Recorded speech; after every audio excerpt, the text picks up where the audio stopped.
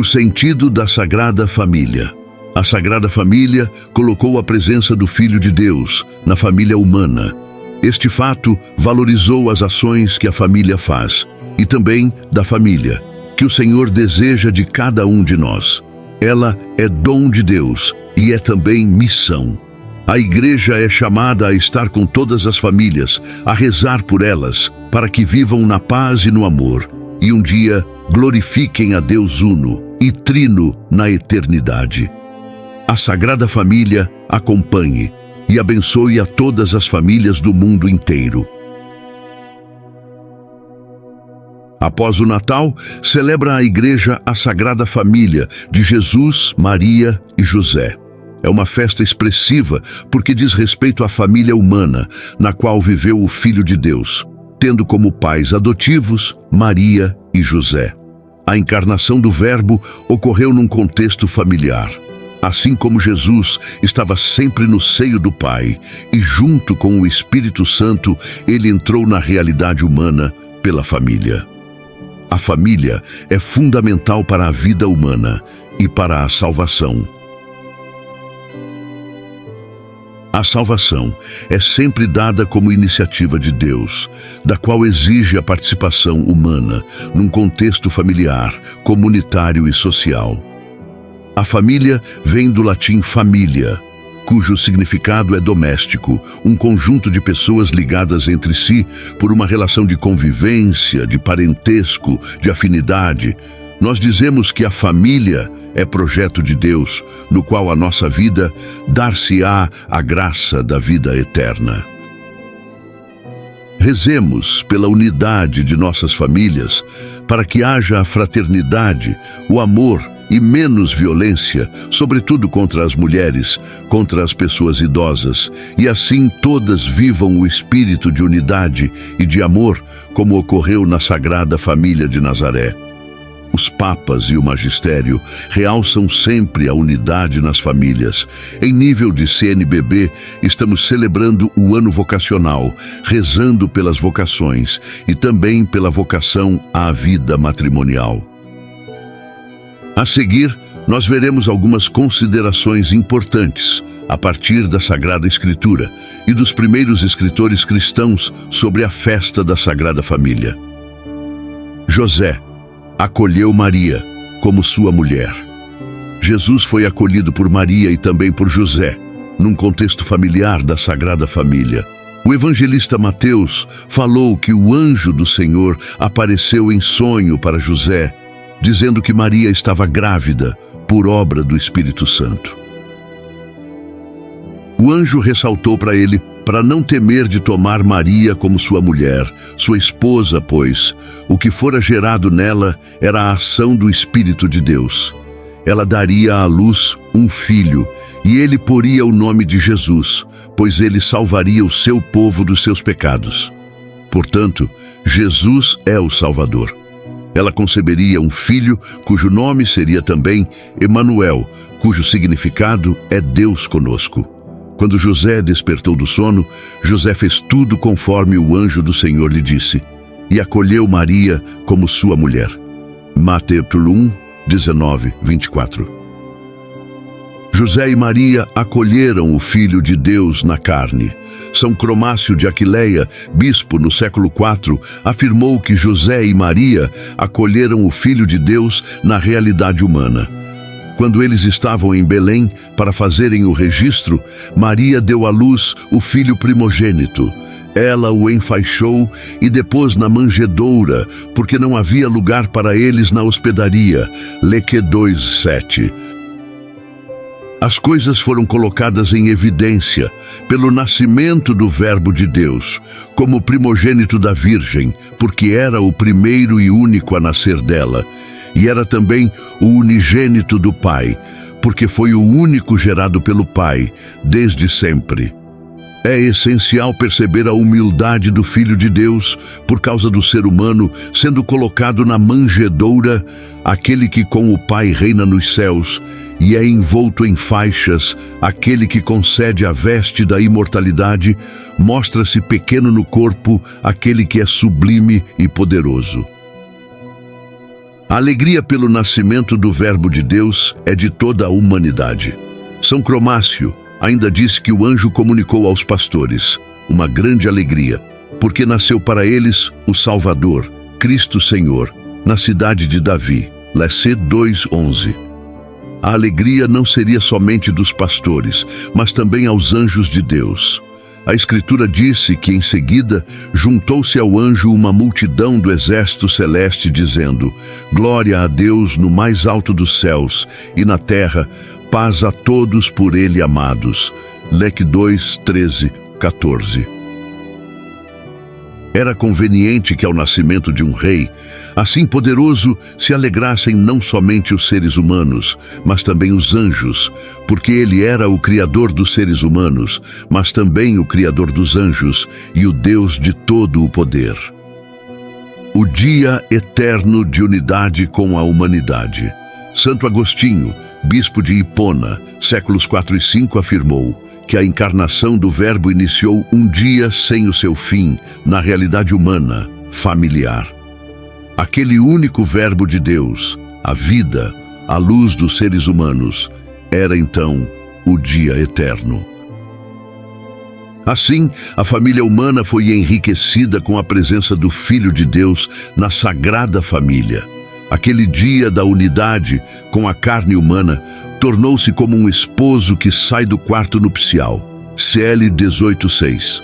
Desta forma, aquele que nasceu lembra o eterno nascido da Virgem, porque o eterno nasceu da Virgem, consagrando o cotidiano da existência humana.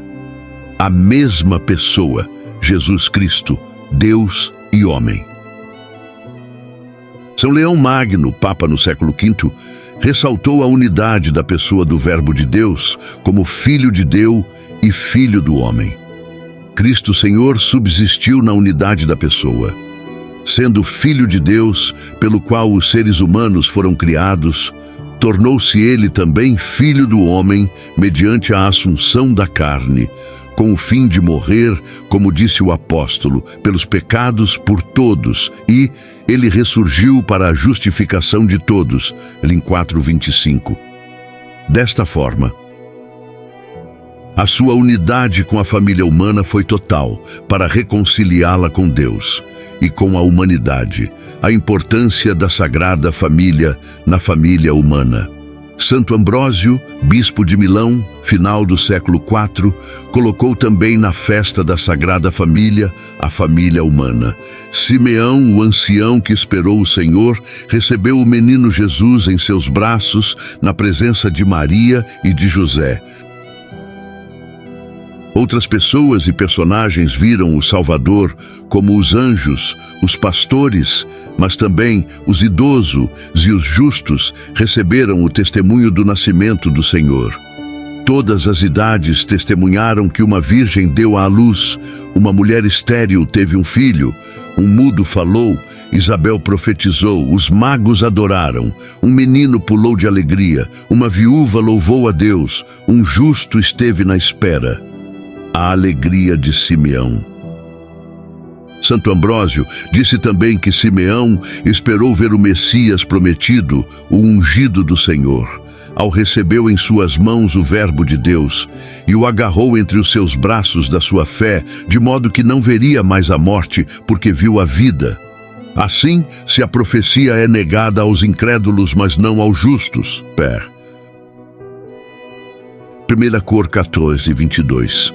Eis que também Simeão profetizou que o Senhor Jesus veio para a ruína e para a ressurreição de muitos, Leste 2:34, para fazer a divisão entre os justos e os injustos, segundo os merecimentos, e para dar-nos como juiz verdadeiro e justo, seja a pena, seja a graça da vida eterna, segundo as ações de caridade e de amor. A Sagrada Família colocou a presença do Filho de Deus na família humana. Este fato valorizou as ações que a família faz e também da família que o Senhor deseja de cada um de nós. Ela é dom de Deus e é também missão. A igreja é chamada a estar com todas as famílias, a rezar por elas, para que vivam na paz e no amor, e um dia glorifiquem a Deus Uno e Trino na eternidade. A Sagrada Família acompanhe e abençoe a todas as famílias do mundo inteiro.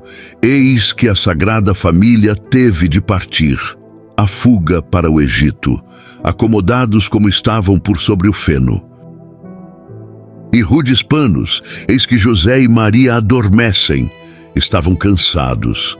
A visita dos magos deixou o menino Jesus agitado, e seus pais ainda mais confusos. O silêncio da noite é interrompido. Eis que, mais uma vez, o anjo do Senhor interrompe o sono de José e lhe diz: José, José, acorda, toma o menino e sua mãe e foge, pois Herodes e seus soldados estão a caminho. E em seu coração nutre o desejo de acabar com a vida do menino Jesus. José acorda Maria e, com os corações apertados, começam a arrumar os poucos pertences no lombo do fiel burrico Sorek. Tudo está pronto. Sorek orgulha-se de ser o primeiro meio de locomoção do pequeno rei. O menino Jesus é acomodado confortavelmente nos braços de sua mãe. José toma o cajado e as rédeas do burrico, e eles saem pela madrugada fria e ventosa em direção ao desconhecido. Os passos apressados de José vão marcando para sempre aquele caminho áspero e cheio de perigos. Durante a noite trocam algumas poucas palavras. O menino Jesus dorme serenamente nos braços aconchegantes e seguros de sua mãe. As horas vão avançando e a aurora matutina já dá sinais da chegada de um novo e belo dia. José, exclamou Maria, vamos parar. O dia já amanheceu e Jesus acordou e está com fome. Ao ouvir o sinal de parar, o burrico imediatamente obedece e se alegra em poder comer, beber água e descansar. Nossa Senhora logo procura uma sombra para se proteger, e ao menino também. Um belo e frondoso arbusto abre seus galhos e, com sua folhagem esverdeada, protege o momento mais sublime. O santo menino sugando com grande apetite o leite virginal da Virgem Maria.